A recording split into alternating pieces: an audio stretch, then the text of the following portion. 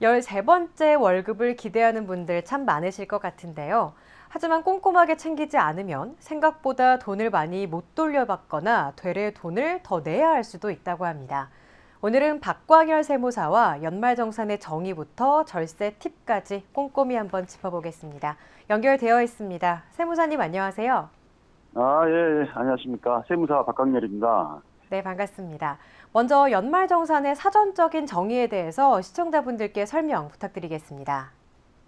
예, 그 연말정산이라는 것은 그 근로자분들이 올해 납부한 근로소득세를 정산하는 절차를 말합니다. 네. 그 회사에서는 매월 그 급여를 지급할 때 그 근로소득세를 온천 징수하게 되는데요.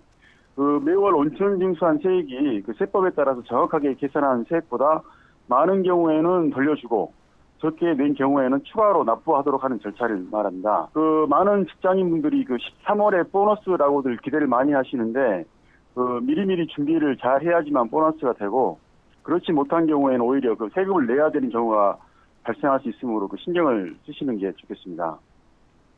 네, 올해는 또 특별히 국세청에서 연말정산 간소화 서비스라는 것을 시작했다고 하던데요. 정확히 어떤 서비스인가요?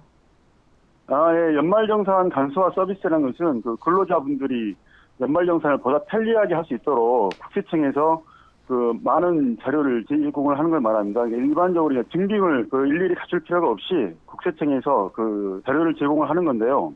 그 지난 15일 날 그 연말정산 간소화 서비스가 시작이 되어서 네. 지금은 이제 그 미제출 자료를 추가로 보완해가지고 1월 20일부터 최종본을 제공하고 있습니다.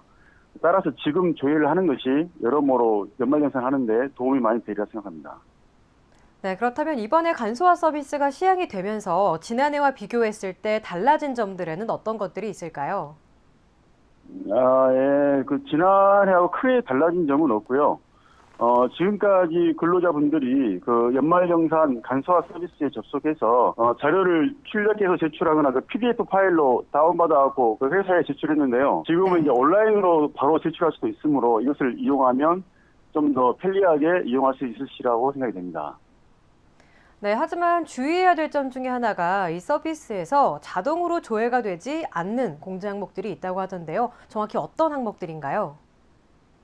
예, 그 연말정산 때 그 공제되는 항목들이 여러 가지가 있습니다. 약 한 30가지 정도가 이렇게 있는데요. 네. 그 항목도 다양하고 또 항목마다 갖춰야 하는 조건이 다르다 보니까 그 어려움이 있습니다. 기본적인 것들은 현재 그 연말정산 간소화 서비스에서 그 제공하고 있으므로 이것만으로도 어느 정도는 이제 충분하리라고 생각이 됩니다. 예를 들어서 뭐 건강보험이나 국민연금, 보험료, 의료비, 교육비, 신용카드, 직불카드, 현금 영수증, 기부금 자료 등등이 제공이 되고 있으므로 그 연말정산 간소화 서비스를 이용해 주시면 좋고요. 네.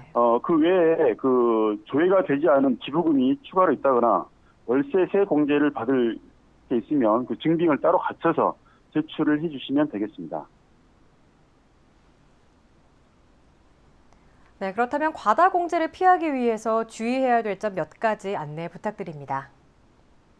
예, 일반적으로 공제 요건에 위반되는데 공제를 한 사례라든가 뭐 부양가족을 중복으로 공제를 해서 그 세금을 추가로 부담하게 되는 사례가 이렇게 발생을 하게 되는데요. 먼저 인적 공제 요건에 해당이 되는지 먼저 잘 따져 보셔야 되겠습니다.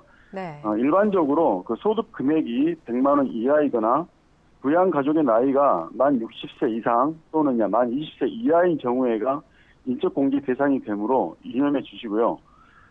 이외에도 그 중복 공제를 방지할 수 있도록 그 부모님이나 자녀, 장모 등을 형제 중에서 누가 공제할 것인지 사전에 이야기를 해 두시는 것이 좋겠습니다. 그 밖에도 그 형제 자매가 사용한 그 신용카드 사용 금액은 공제가 되지 않으므로 좀 주의하시고요.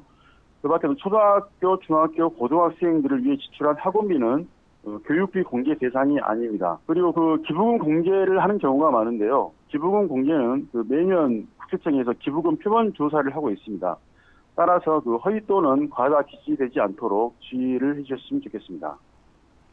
네, 그렇다면 좀 전에 언급하셨던 부모님이나 형제 자매의 신용카드 사용 금액 혹은 의료비 지출액 같은 경우를 본인이 직접 조회할 수도 있는 건가요? 미성년자인 자녀는 이제 부모가 바로 조회할 수 있지만 이제 성년인 부모님이나 형제 자매인 경우에는 본인들이 그 자료 제공에 동의를 해 주어야지만 조회를 할 수가 있습니다. 네. 본인들 동의를 받는 방법은 뭐 공인인증서나 휴대전화, 신용카드, 팩스 또는 세무서를 직접 방문해서 동의를 해 주셔도 됩니다. 네, 그 외에 또 소득이나 세액공제에 대해서 절세 팁 몇 가지 알려주시죠. 예, 제일 중요한 게 인적 공제인데요. 유념하셔야 될 게 부모님뿐만 아니라 장인, 장모님도 공제가 되니까 공제 받을 수 있으면 공제를 하시고 또 그 외에도 주민등록이 같이 되어 있지 않더라도 실제로 부양을 하면 공제를 할 수가 있습니다. 네. 그리고 또 부양 가족이 또 경로 우대나 장애인, 한부모 가정 등에 해당이 되면 추가 공제가 가능하므로 잘 따져 보셔야 되고요.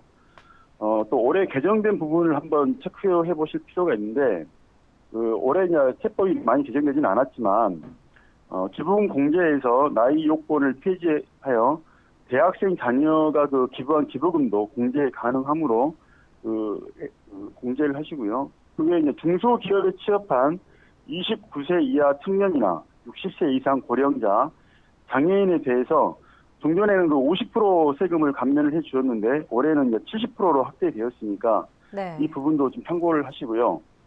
그 밖에도 한도 없이 전액을 공제해 주는 항목이 뭐 본인이나 장애인, 65세 이상 부양 가족에 대한 의료비나 본인 교육비는 한도 없이 전액이 다 공제가 되므로 증빙을 잘 갖춰서 제출해 주셨으면 좋겠습니다. 그 밖에 이제 보험료나 의료비, 교육비, 기부금 뭐 이런 공제들을 합쳐서 세액으로 13만 원이 되지 않으면 표준세액 공제가 13만 원인데 표준세액 공제를 받는 게 차라리 받는 것이 유리하므로 참고하실 필요가 있고요. 그 밖에 이제 의료비나 취약전 아동에 대한 학원비, 교복 구입비를 신용카드로 결제하면 교육비 공제와 의료비 공제, 신용카드 공제를 동시에 받을 수 있으므로 참고하셨으면 좋겠습니다.